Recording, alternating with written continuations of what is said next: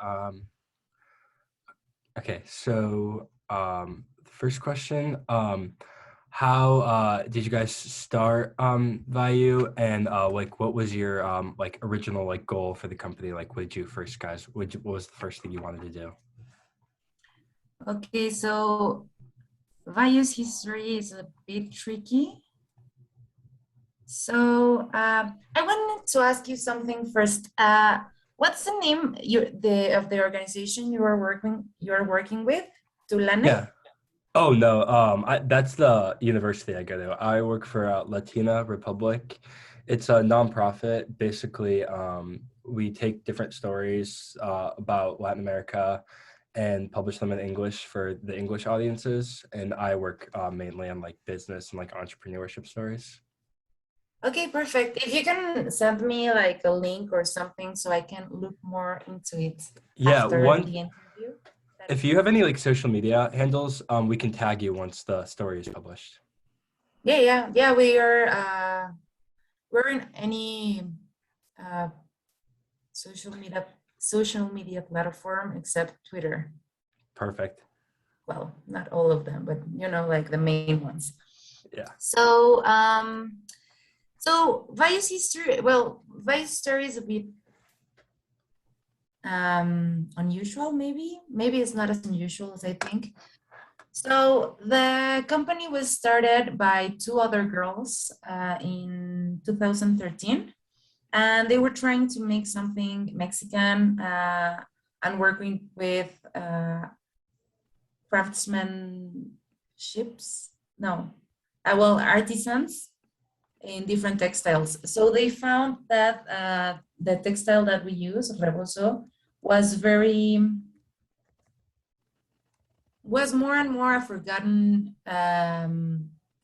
treasure, like cultural treasure, because it's really well for our grandparents. It used to be like an elite and it was very um, valued because it is a very complex way of design and how it's made. So, but more and more it's been forgotten, and the new generations like they don't see any value in that type of textile. So, because it used to be only like it's called a rebozo, like the textile is a rebozo, but the how do you call it? Like the fabric has like little ends, and that's like you use it to cover yourself. It used to be uh, it used to be seda. Yeah. You Uh, know what? co- Yeah, what? I think Seda.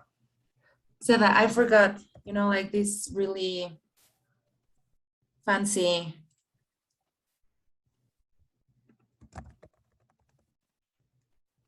silk. Yeah. So it used to be silk. Now, like the most, and it used to be with well, it's tinted by hand. So it's a very complicated process. I don't know if you want to get too much into that, but one of the things that the girls wanted to preserve was a tradition, and so they found out that by fusing the textile with modern design, well, yeah, with more contemporary design for accessories could be a way to preserve this long time tradition. So, well, they started working with that, and they like later on they started working with an organization that works with women in prison, so they could make some of the yeah they could do some of the products or the amenities that we give with our products. So they started working with them in a way that it would be most beneficial, like trying to improve more people or to impact more people in a positive way. So in 2019, that's where I started looking, well, when I started my part of the story with Vaaiu. So I acquired the company because before that they were going to close it because of personal matters. So I started, well, I really love the brand, different different work that they were doing, and the fact that they were working with artisans and women in prison. And I thought that I could do something better and try to make it a bigger company. Okay, so, but like that was the end of 2019, and then the pandemic started. So it's been a couple, quite a couple of hard years, but we're working on it. And yeah, so we started because we wanted to impact different, like, I think that my motivation was the same as theirs. So I think, especially in Mexico, we have so many cultural richness, and we are not able, like, we as a society are not usually the best ones at how do you say that, I even forgot it in Spanish, to appreciate it. So I found that maybe in a way of having tradition mixed or fused with design would be a better way to work with artisans, because they really have a hard time, because nowadays because everything is made so easily, like in the fast fashion world. I think the people more and more think that all the textiles are made the same way, no? Because they think that that there's a machine that makes every textile. So one part of my personal journey is that I worked with different groups of producers. So I was telling you that for me, one of the things that I found out, well, I've been working with communities of artisans and producers. So I have been more in touch with people working on working hand by hand with them. And I have seen all the difficulties they have to sell their products, because they think that it's overpriced, but they don't see the value or the work behind them. So I found out that, well, I really wanted to do something with it, with working with artisans, and also with more sustainable products, because this is 100% cotton, and I want to pursue more and more sustainable materials. But they really don't see those kind of things, like sometimes they show me like, oh, but this bag is cheaper, and I see it like, and it's actually like they're pretending to be something that it's artisan, but it's actually not. And because you see it's a machine doing it, no, like embroidery, but it's by a machine. And it's sometimes, for me, even for me, when I'm in a place, that it's face-to-face sell, it's very hard to make them understand the value of these more ancient and handmade products. So that's also, like that Yeah. I told you a bit of the story of Vaaiu, but I'm telling you a little bit of my motivation to be here. Yeah, no, I don't this know is if it's too no, no, much. no. This is perfect. Basically, the way the article's been going right now, the first half is kind of about all like the dangers of fast fashion and kind of like the harmful effects, and then the second half is all about your company and kind of like what you guys do and how you guys are kind of like the solution to the future with like more like sustainable products and also kind of creating a positive impact with clothing. So shoot me the next question. Perfect. Okay. Um, could you, I know you talked a little bit about how you guys work with the artisans, but maybe just like a little more of like kind of like what the like how you guys kind of work with them like a little bit more. Yeah, we work with a network of about 20 artisans. We have like there's a main artisan that I have the contact with, and she's the one that, well, all her family are artisans, are reboceros. So that's the name of the, well, that's how they call themselves, like the artisans that specifically do rebozo. So all her family, like her husband, her mother, and her father are like traditional reboceros. So they do that. And also they live in a place that it's called Tenancingo, Estado de Mexico, that it's one of the most important places where you can find, well it's one of the main villages that represent rebozo, because there are different type of rebozos that are made in different parts of Mexico, but this one specifically, it's one of the main ones in Estado de Mexico, in the middle of the city. Sorry, in the middle of the country. So we work with them. We try to, well, we have a close relationship, especially with her and her family.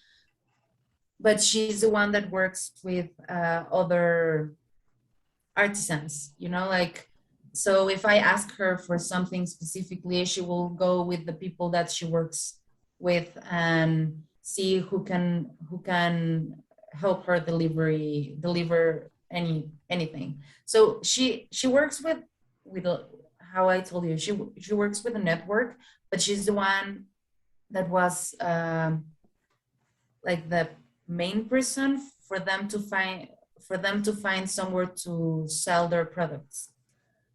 So yeah, I don't know. I think yeah, was it good? Yeah, that's Was it perfect. understandable? Yeah, that's It's a perfect. bit it's a bit messy, but you know. I'm totally picking it up. In your perspective, what's the importance of having a clothing brand that and a fashion brand that is sustainable and good for the environment and not fast fashion? I have been more and more, well, ever since I studied university, I had a lot of classes on sustainability, and I always had this anxiety about buying stuff that would like not, like just throw them out in a in a few months or whatever.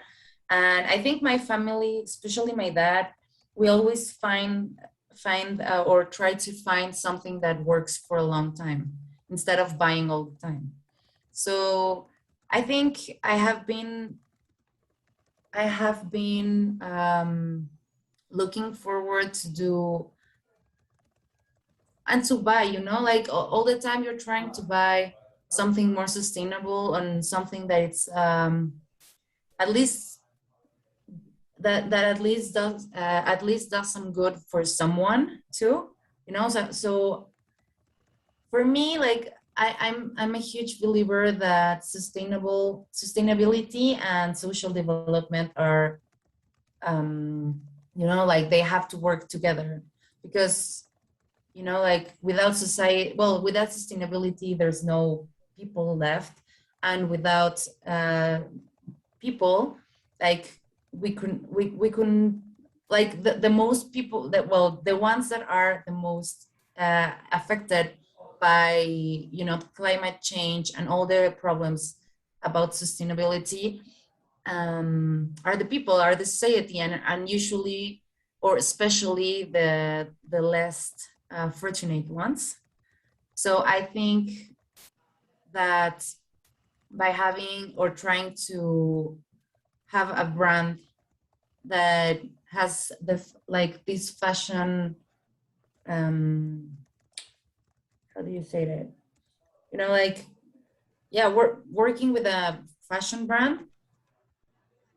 I think putting the people first and the sustainability first, it's the only way that this can work, because people are still gonna need, things. And so if we don't give them the right choice, the right options, this is never gonna work, you know Yeah, I love kind of that. like No, that. it's no, I really like that actually. Um, and sorry, you actually been answering a lot of my questions, multiple in one, which is perfect. What do you believe that like other people can do to wear like more to like be more sustainable in the clothing and like fashion? I think we need to pursue buying or to seek products that are that have a longer lifespan, like longer life. So try by quality nor quantity. I know it's a very cliche phrase, but I do believe in that, and also being aware of the materials, like not only buy things because they're pretty or whatever, but like really think it through. Like those sweaters that are super nice and that that like 2 months in they're gonna have like little balls and you're never gonna wear them again. Like why? Like just by looking at the label, you would know that that doesn't last more than 6 months. You know, so I think we should, well, like as a consumer, I think we should be a little bit more um, cautious or try to learn more about materials and yeah, trying to learn more about materials and longevity, which ones are, well, last longer, which ones don't, and why do I want to wear them, because if I want to wear, I don't know, I don't know, like a bow tie, it doesn't have to be like super long lasting materials because you're not gonna wear them for that long unless you're all day, unless you're going every day with a bow tie to work. But like putting in a balance on the materials and the use for the thing, for the product. So I think it's a bit more of educating yourself, which also as a brand, I think being a little more transparent on the actual benefits and cons about your products should be also like available, which is very hard also.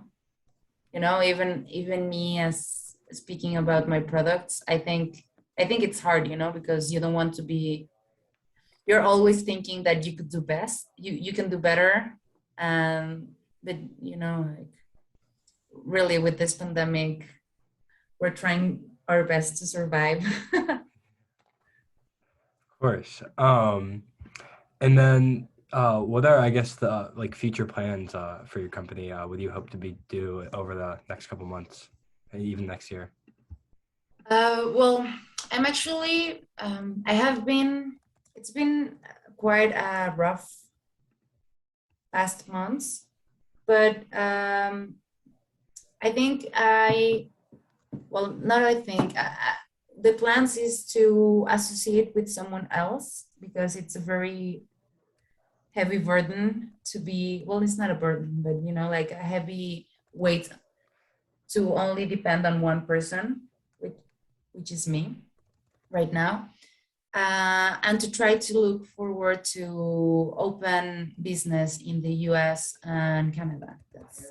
That's the thing that I really, really want to do. And the other part is with this new plan of going international. I really want to start working with the sustainable. It's like cactus leather. Yeah, you know, like more sustainable materials instead of working with vegan, like, well, it's called vegan. Well, we call it vegan leather, Yeah, but I it's on the actually website. wanted like something plant-based, Just not not only you know, because it's still plastic. So I really want to do that step. It's hard with the pandemic to, change all that. Yeah. yeah, to invest because it's not as easy. But yeah.